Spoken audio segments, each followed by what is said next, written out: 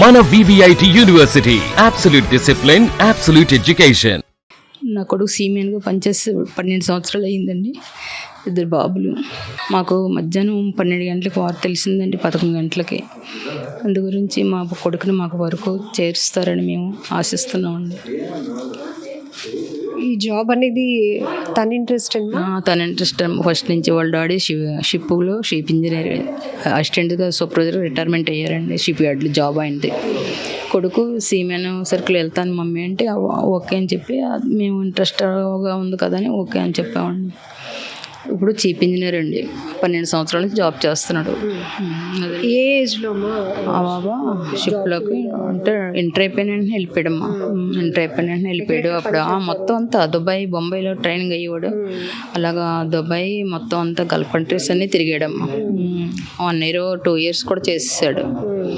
అది వాళ్ళ భార్యకి పిల్లలకి కొంచెం మీరు న్యాయం చేయండి అమ్మా. మా బిడ్డని మాకు చేర్చండి, త్వరగా చేర్చాలని మేము కోరుకుంటాం. ఇప్పుడు మీ బాబే మీ కుటుంబం అంతటికి కూడా ఆధారం అని విన్నాము.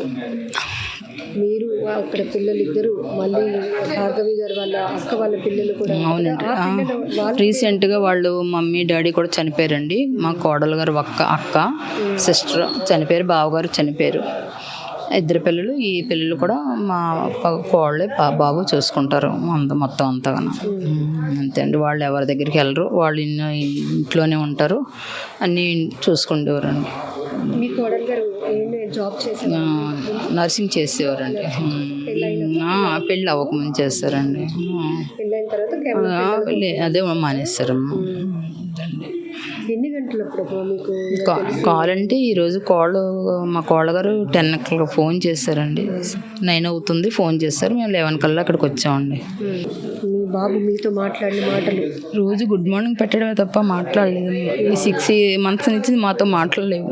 ఎందుకంటే అక్కడ ఏమి లేవు, వాట్సాప్లో అవ్వట్లేదు, సిగ్నల్స్ ఏమి లేవు. ఇప్పుడు వీడియో కాల్లో మాట్లాడి మమ్మీ డాడీతో మాట్లాడేవాడు. వచ్చేటప్పుడు వచ్చేవాడు, వెళ్ళేవాడు. అంటే మేము అది ఉంటాం. అబ్బాయి ఎవరితో కూడా ఎక్కువగా మాట్లాడు, ఫ్రెండ్ సర్కిలే ఎక్కువ. అదండి.